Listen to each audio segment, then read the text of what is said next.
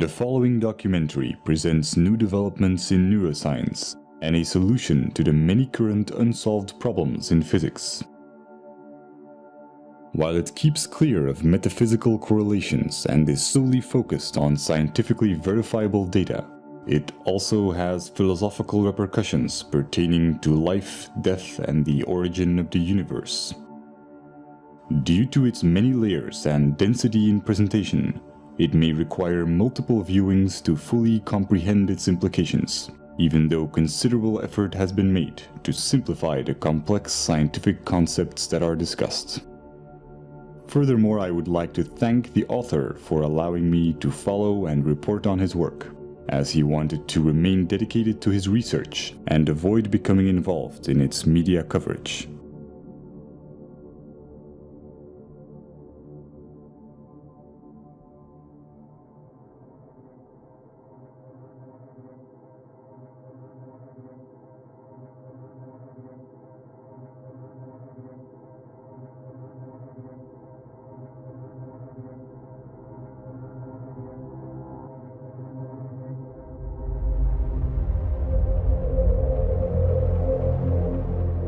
The human brain is a network of approximately 100 billion neurons. Different experiences create different neural connections which bring about different emotions.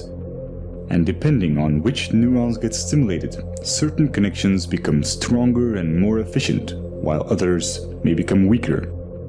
This is what's called neuroplasticity. Someone who trains to be a musician will create stronger neural connections that link the two hemispheres of the brain in order to be musically creative.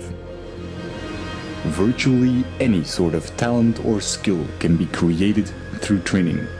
Rudiger Gamm, who was a self-admitted hopeless student, used to fail at basic math and went on to train his abilities and became a famous human calculator, capable of performing extremely complex mathematics.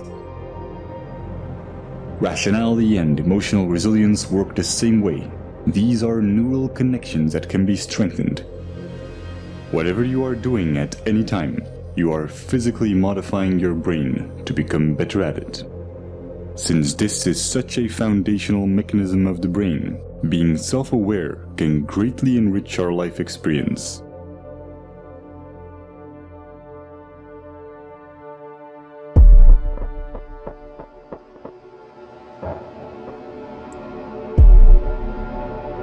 Specific neurons and neurotransmitters, such as norepinephrine, trigger a defensive state when we feel that our thoughts have to be protected from the influence of others. If we are then confronted with differences in opinion, the chemicals that are released in the brain are the same ones that try to ensure our survival in dangerous situations. In this defensive state, the more primitive part of the brain interferes with rational thinking, and the limbic system can knock out most of our working memory, physically causing narrow-mindedness. We see this in the politics of fear, in the strategy of poker players, or simply when someone is stubborn in a discussion. No matter how valuable an idea is, the brain has trouble processing it when it is in such a state. On a neural level, it reacts as if we're being threatened, even if this threat comes from harmless opinions or facts that we may otherwise find helpful and could rationally agree with.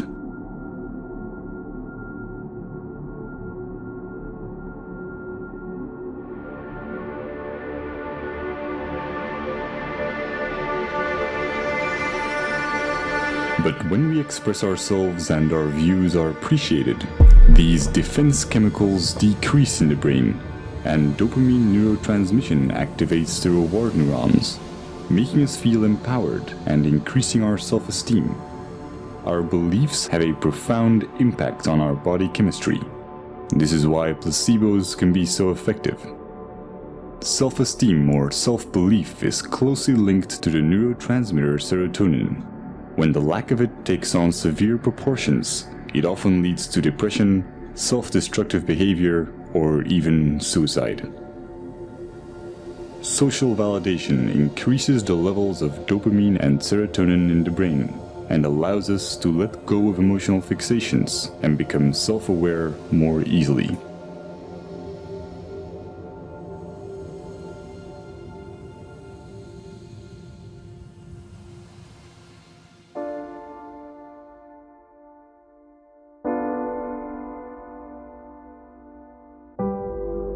Social psychology often looks at the basic human need to fit in and calls this the normative social influence. When we grow up, our moral and ethical compass is almost entirely forged by our environment, so our actions are often a result of the validation we get from society. But new developments in neuroscience are giving us a better understanding of culture and identity. Recent neurological research has confirmed the existence of empathetic mirror neurons. When we experience an emotion or perform an action, specific neurons fire, but when we observe someone else performing this action, or when we imagine it, many of the same neurons will fire again, as if we were performing the action ourselves. These empathy neurons connect us to other people, allowing us to feel what others feel. And since these neurons respond to our imagination, we can experience emotional feedback from them as if it came from someone else. This system is what allows us to self-reflect. The mirror neuron does not know the difference between it and others, and is the reason why we are so dependent of social validation and why we want to fit in. We are in a constant duality between how we see ourselves and how others see us. This can result in confusion in terms of identity and self-esteem, and brain scans show that we experience these negative emotions even before we are aware of them. But when we are self-aware, we can alter misplaced emotions because we control the thoughts that cause them. This is a neurochemical consequence of how memories become labeled when retrieved, and how they are restored through protein synthesis. Self-observing profoundly changes the way our brain works. It activates the self-regulating neocortical regions, which give us an incredible amount of control over our feelings. Every time we do this, our rationality and emotional resilience are strengthened.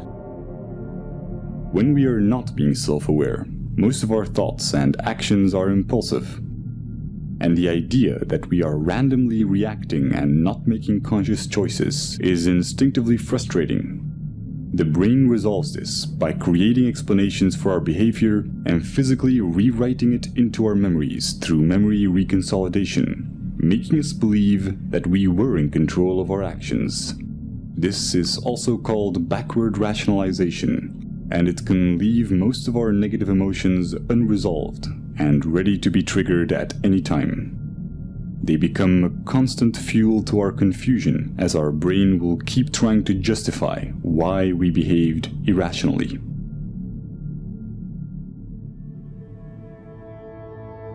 All this complex and almost schizophrenic subconscious behavior is the result of a vastly parallel distributed system in our brain. There is no specific center of consciousness. The appearance of a unity is in fact each of these separate circuits being enabled and being expressed at one particular moment in time. Our experiences are constantly changing our neural connections, physically altering the parallel system that is our consciousness.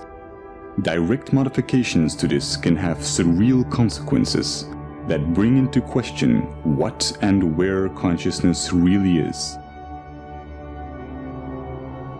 If your left cerebral hemisphere were to be disconnected from the right, as is the case in split brain patients, you would normally still be able to talk and think from the left hemisphere, while your right hemisphere would have very limited cognitive capacities.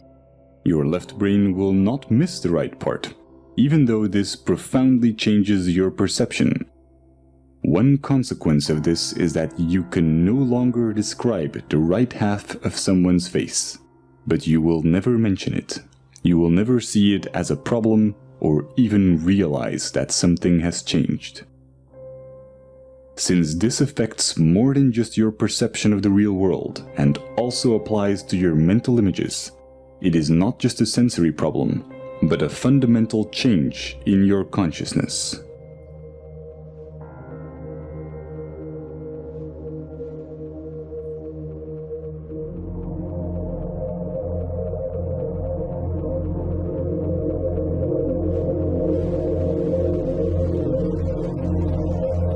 Each neuron has a voltage, which can change when ions flow in or out of the cell.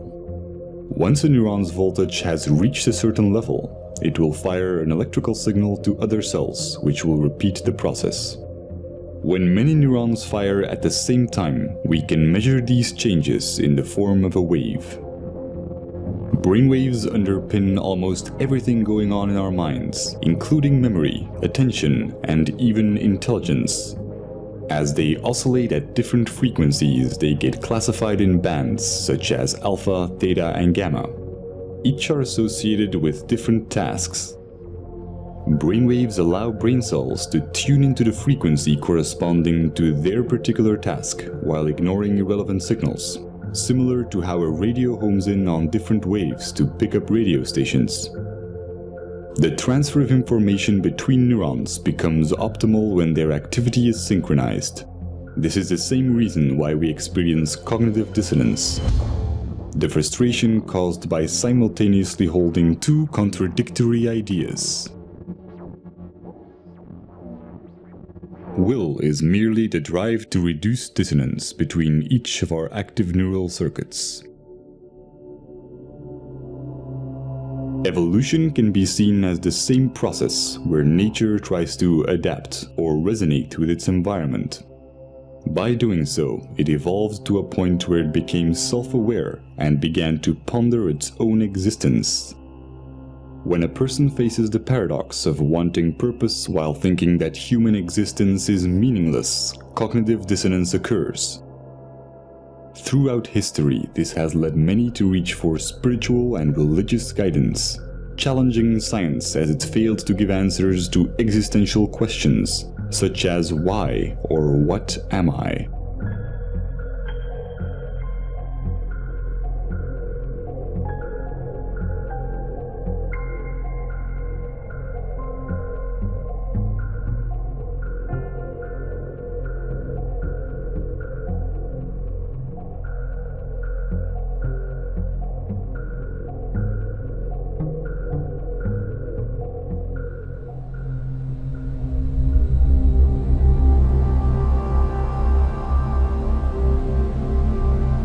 The left cerebral hemisphere is largely responsible for creating a coherent belief system in order to maintain a sense of continuity towards our lives. New experiences get folded into the pre-existing belief system. When they don't fit, they are simply denied. Counterbalancing this is the right cerebral hemisphere, which has the opposite tendency. Whereas the left hemisphere tries to preserve the model, the right hemisphere is constantly challenging the status quo. When the discrepant anomalies become too large, the right hemisphere forces a revision in our worldview. However, when our beliefs are too strong, the right hemisphere may not succeed in overriding our denial.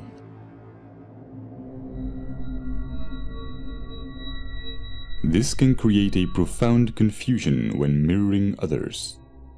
When the neural connections that physically define our belief system are not strongly developed or active, then our consciousness, the unity of all the separate active circuits at that moment, may consist mainly of activity related to our mirror neurons. Just as when we experience hunger, our consciousness consists mostly of other neural interactions for consuming food. This is not the result of some core self giving commands to different cerebral areas. All the different parts of the brain become active and inactive and interact without a core. Just as the pixels on a screen can express themselves as a recognizable image when in unity, the convergence of neural interaction expresses itself as consciousness. At every moment, we are in fact a different image, a different entity when mirroring, when hungry, when watching this video. Every second, we become different persons as we go through different states. When we use our mirror neurons to look at ourselves, we may construct the idea of identity. But if we do this with our scientific understandings, we see something completely different. The neural synergies that produce our oscillating consciousness go far beyond our own neurons. We are equally the result of cerebral hemispheres interacting electrochemically, as we are of the senses connecting our neurons to other neurons in our environment. Nothing is external. This is not a hypothetical philosophy. It is the basic property of mirror neurons, which allow us to understand ourselves through others. Seeing this neural activity as your own while excluding the environment would be a misconception. Our superorganismal features are also reflected in evolution, where our survival as primates relied on our collective abilities. Over time, the neocortical regions evolved to permit the modulation of primitive instincts and the overriding of hedonistic impulses for the benefit of the group. Our selfish genes have come to promote reciprocal social behaviors in superorganismal structures, effectively discarding the notion of survival of the fittest. The brain's neural activity resonates most coherently when there is no dissonance between these advanced new cerebral regions and the older, more primitive ones. What we traditionally call selfish tendencies is only a narrow interpretation of what self-serving behavior entails, wherein human characteristics are perceived through the flawed paradigm of identity, instead of through a scientific view on what we are. A momentary expression of an ever-changing unity with no center. The psychological consequences of this as an objective belief system allow self-awareness without attachment to the imagined self, causing dramatic increases in mental clarity, social conscience, self-regulation, and what's often described as being in the moment.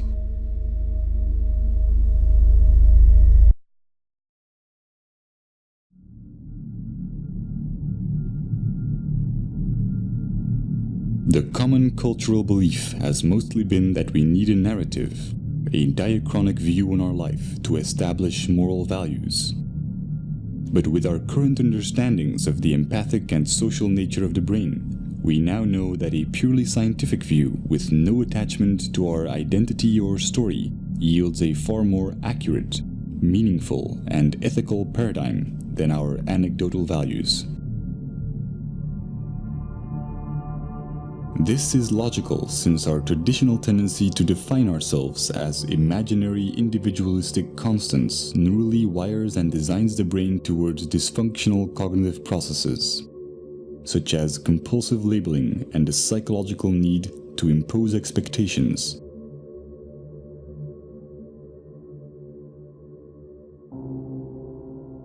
Practical labeling underpins all forms of interactions in our daily lives. But by psychologically labeling the self as internal and the environment as external, we constrain our own neurochemical processes and experience a diluted disconnection.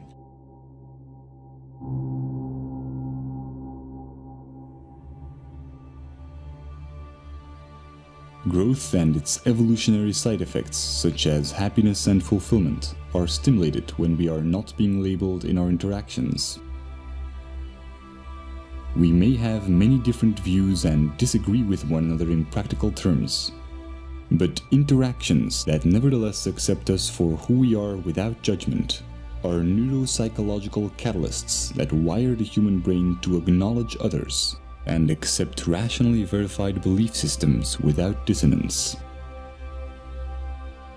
Stimulating this type of neural activity and interaction alleviates the need for distraction or entertainment and creates cycles of constructive behavior in our environment.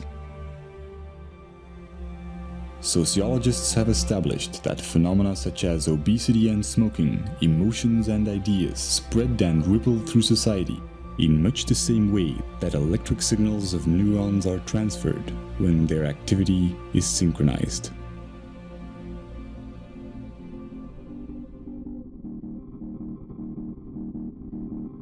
We are a global network of neurochemical reactions, and the self-amplifying cycle of acceptance and acknowledgement, sustained by the daily choices in our interactions, is the chain reaction that will ultimately define our collective ability to overcome imagined differences and look at life in the grand scheme of things.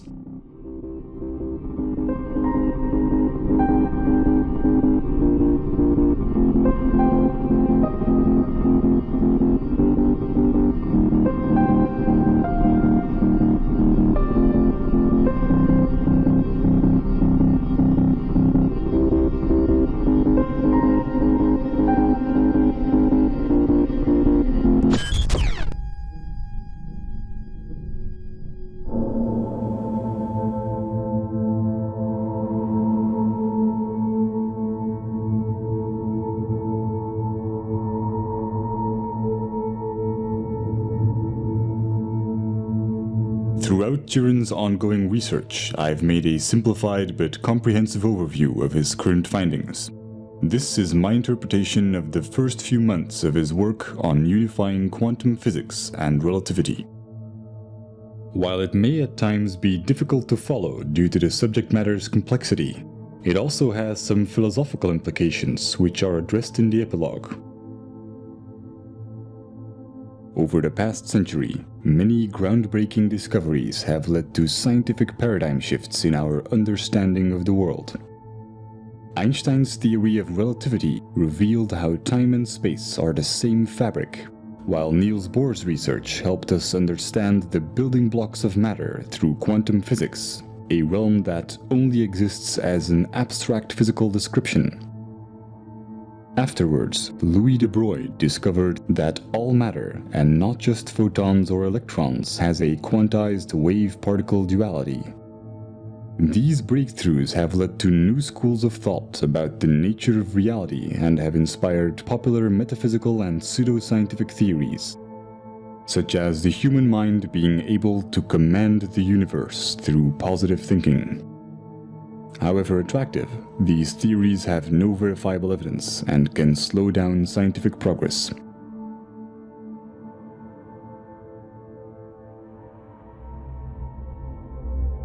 Einstein's laws of special and general relativity are applied in modern-day technologies, such as GPS satellites, where the accuracy of calculations would drift more than 7 miles a day, if consequences such as time dilation would not be taken into account.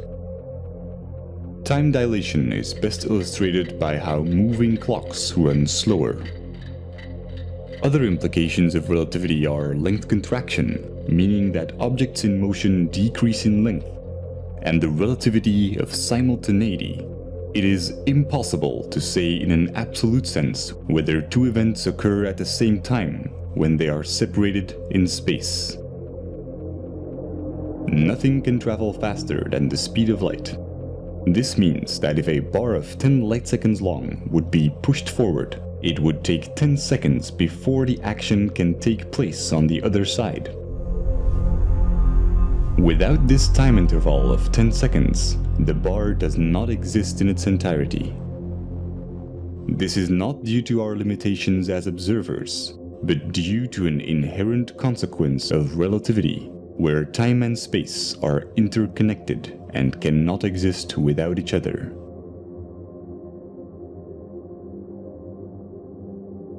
Quantum physics provides a mathematical description of much of the wave-particle duality and interactions of energy and matter. It departs from classical physics primarily at the atomic and subatomic scales. The mathematical formulations are abstract, and the implications are often non-intuitive.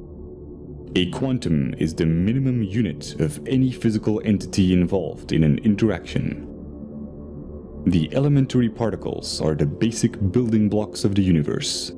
They are the particles which all other particles are made of. While in classical physics we can always split things into smaller bits, for quanta this is impossible. As a result, the quantum world presents many unique phenomena that cannot be explained through classical laws, such as quantum entanglement, the photoelectric effect, Compton scattering, and many more.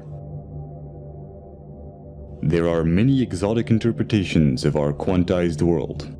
The most widely accepted among physicists include the Copenhagen interpretation and the many worlds interpretation. Current trends show substantial competition from alternative interpretations such as the holographic universe.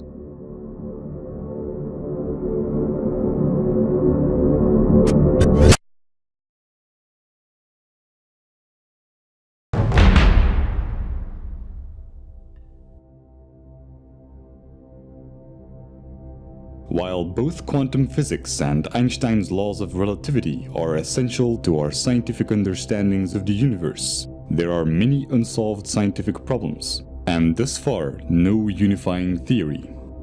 Some of the current questions are: why is there more observable matter than antimatter in the universe? What is the nature of the arrow of time? What is the origin of mass?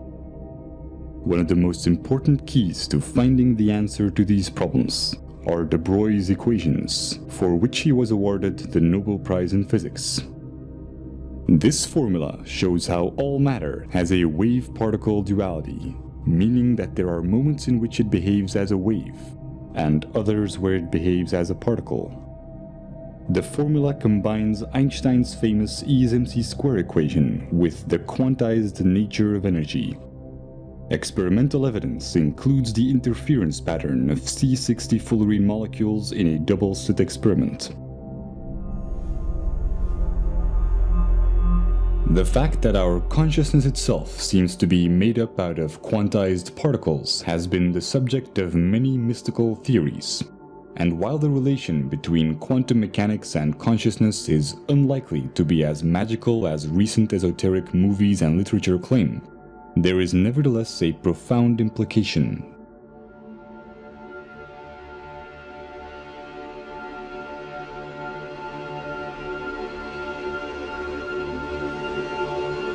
As de Broglie's equations apply to all matter, we can fundamentally establish that C equals HF, where C stands for consciousness, H for the constant of Planck, and F for frequency. C is responsible for what we experience as the now, a quantized or minimum unit of an interaction. The sum of all moments C up till the current moment is what shapes our concept of life. This is not a philosophical or theoretical statement, but an inherent consequence of all matter and energy being quantized. The formula shows how life and death are abstract constructions of C. Another consequence of de Broglie's equations is that the rate at which matter or energy fluctuates and acts like a wave or a particle is relative to the frequency of the frame of reference. Increases in frequency due to velocity are relative to others and bring about phenomena such as time dilation. The underlying reason is the unaffected experience of time relative to the reference frame, where space and time are properties of quanta, and not the other way around.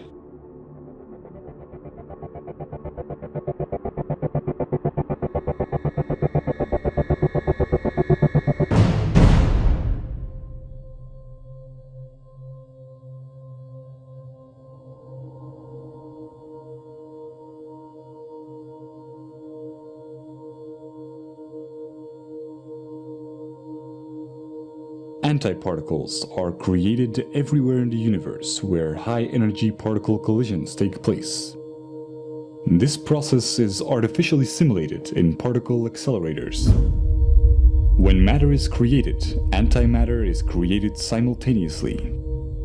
Hence why the lack of antimatter in the universe is one of the biggest unsolved questions in physics to date. When we trap antiparticles through electromagnetic fields, we can study their properties.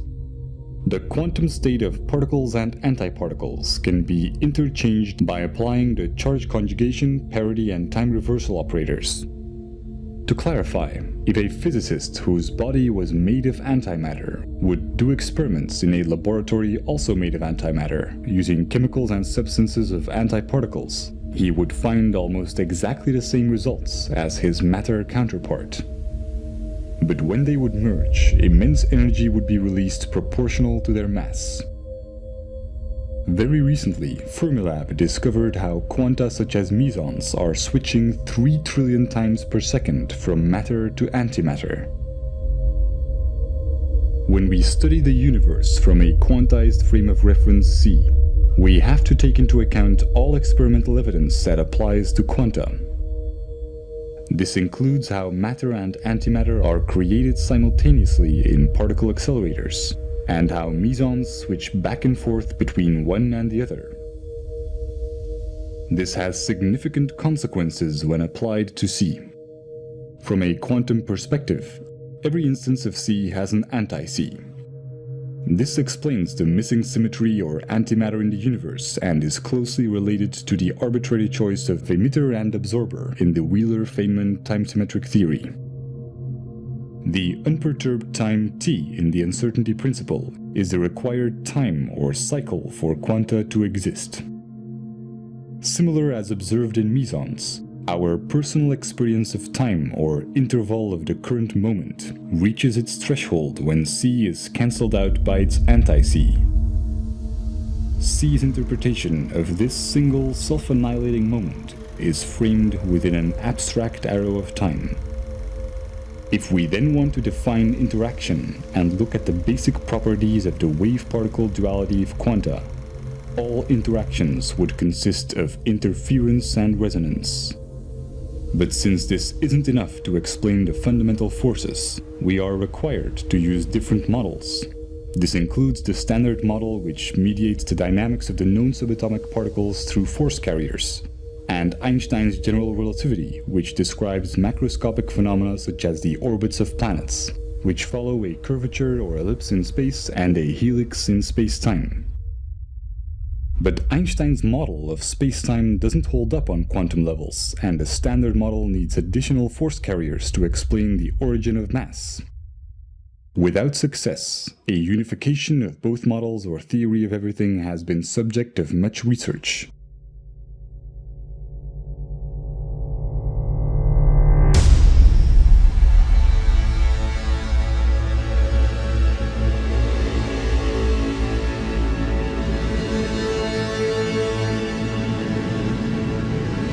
Quantum mechanics is merely mathematical descriptions, and their practical implications are often counterintuitive.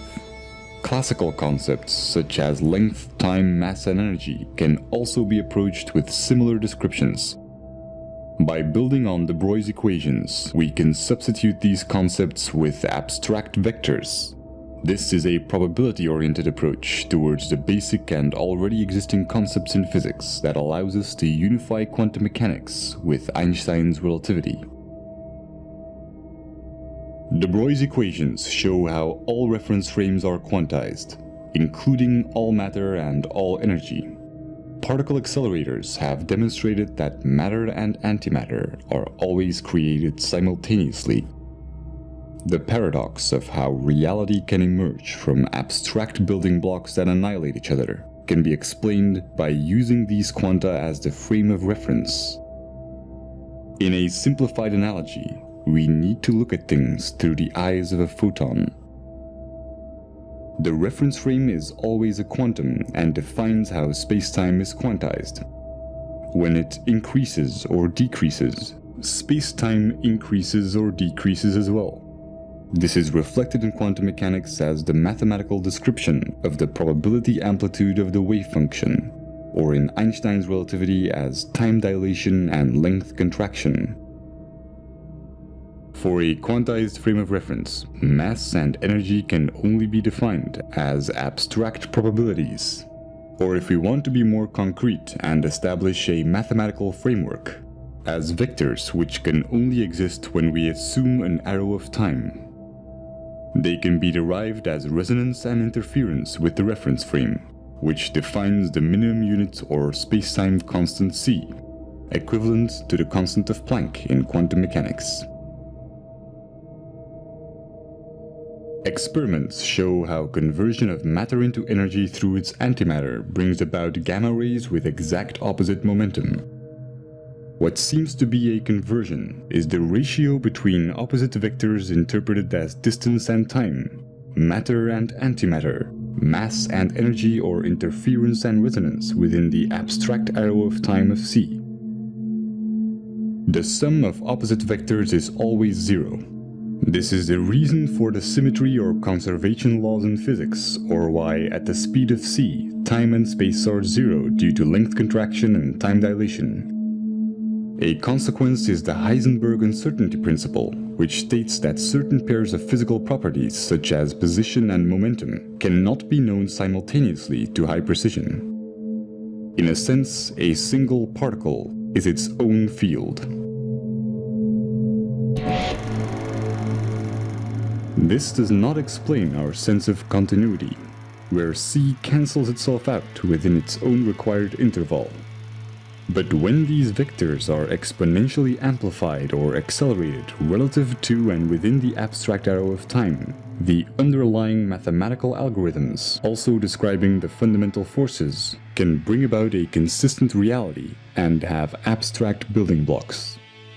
This is why the harmonic motion equations are used in many fields of physics involving periodic phenomena, such as quantum mechanics and electrodynamics, or why Einstein's equivalence principle, used to derive the model of spacetime, states that there is no difference between gravity and acceleration.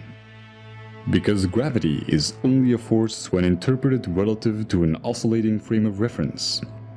This can be illustrated with a logarithmic spiral curve being reduced to a helix curve by the reference frame, making objects spin and move in orbits. Visually simplified, two amplified or growing apples will be interpreted to attract each other when observed by an amplified reference frame, as the size seems unaffected. The opposite occurs with interference. In a simplified analogy, the increase or decrease in the size of objects as we get closer or further away is determined by the shift in vectors of the reference frame, similar to how a radio hones in on different waves to pick up radio stations. This also applies to the influence of gravity. In essence, independently of any reference frame, there are no fundamental forces. All interactions within our abstract continuity can be mathematically derived through interference and resonance as long as the ever-changing and fluctuating minimum unit or quantum, being the frame of reference, is taken into account. Experimental evidence includes the unseen effect in the standard model, where we can see the force effect, but not the actual force carriers.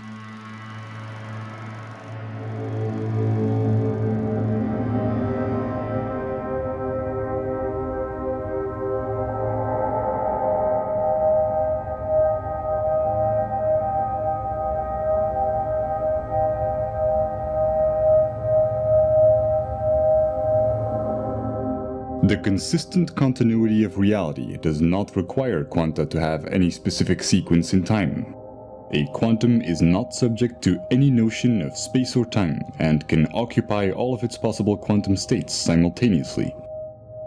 This is called quantum superposition and has been demonstrated in experiments such as the double-slit experiment or quantum teleportation, where every electron in the universe, for example, could be the exact same one.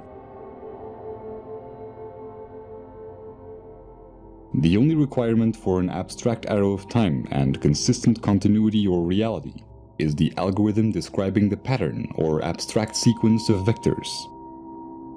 Since this continuity brings about our ability to be self-aware, it inherently makes us subject to its mathematical consequences, the fundamental laws of physics. Interaction is merely an interpretation of what is essentially an abstract pattern. This is why quantum mechanics can only provide mathematical descriptions, since it can only describe patterns within infinite probabilities. When a probability is expressed as C, The information necessary to describe the current moment or probability amplitude of C is also what embodies the arrow of time. The nature of the arrow of time is one of the biggest unsolved problems in physics and has been responsible for many new popular interpretations. The holographic principle, for example, a property of quantum gravity and string theories, theorizes how the entire universe can be seen as an information structure of only 2 dimensions.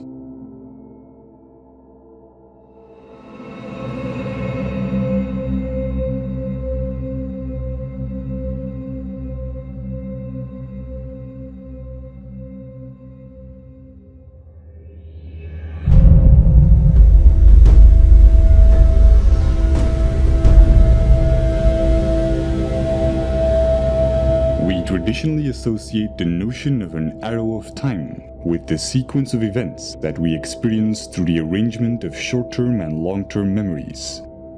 We can only have memories about the past and not about the future, and we've always assumed that this reflects the flow of time.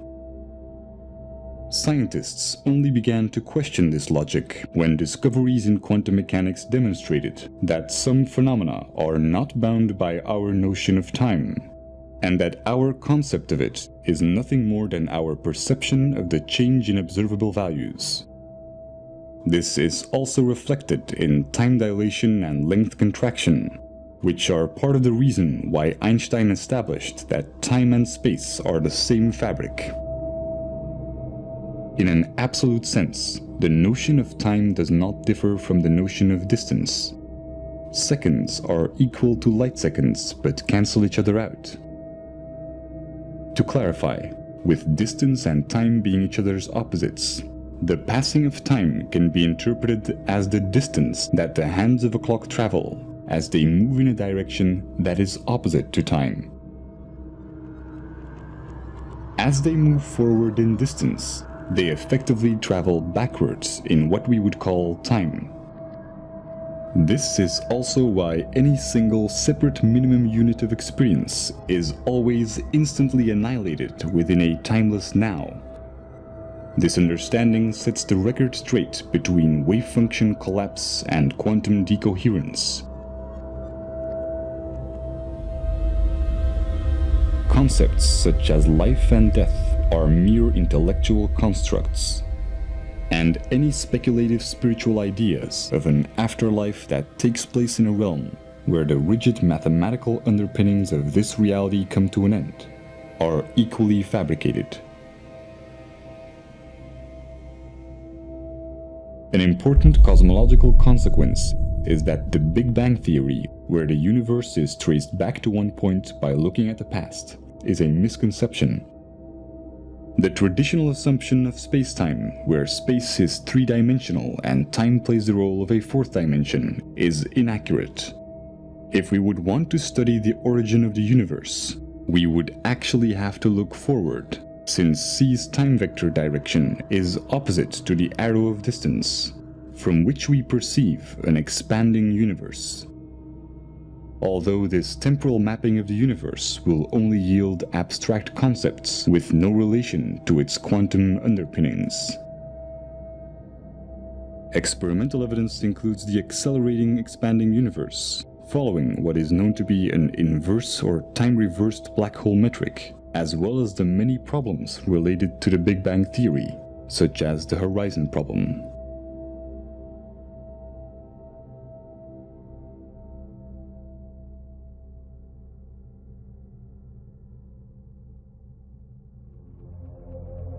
These derivations could bring up questions about free will, since awareness seems to only take place after the action within our perception of time. Most neurological investigations that have shed light on this question show that action is indeed taken before becoming conscious of it. But a deterministic point of view is based on an erroneous concept of time, as is illustrated by the mathematical probability descriptions in quantum mechanics. These understandings will be relevant for future neurological research, since they show how any neural circuit is a vector with direction, underpinning cognitive dissonance and interference or resonance within C. The ability to understand and consciously alter these directions, acquired through billions of years of evolution, confirms how important our belief systems are in expanding our awareness, and how they affect our working memory, which is responsible for the extent to which we can make connections and for the neural processes that create meaning. It also explains how artificial awareness will require a network of independent processors instead of a linear sequence of complex algorithms.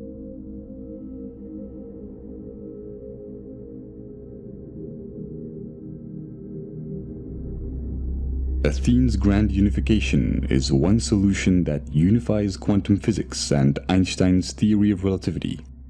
While it answers many problems in physics, such as the ones listed here, it is my limited interpretation of his first months of scientific research. Whatever the outcome, it is clear that we have entered an era where science is open to everyone. And if we can preserve unfiltered access to a neutral internet, we can test the validity of our ideas. We can enhance our imagination by making new correlations, and we can be part of the evolution of our understandings of the universe and of the mind.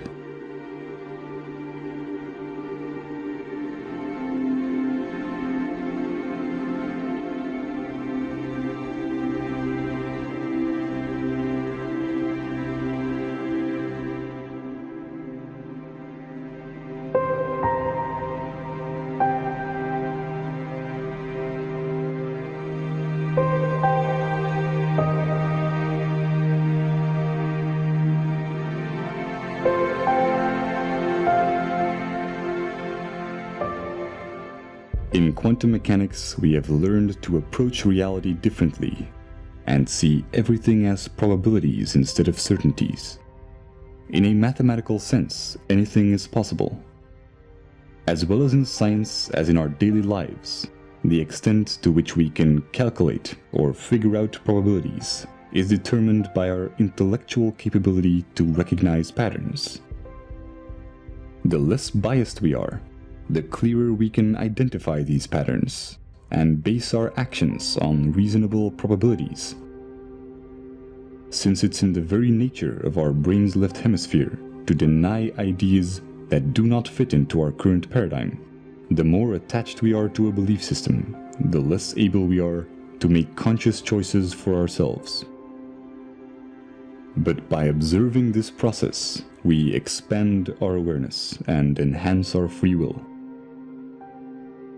It is said that wisdom comes with age, but with openness and skepticism, the key principles of the scientific method.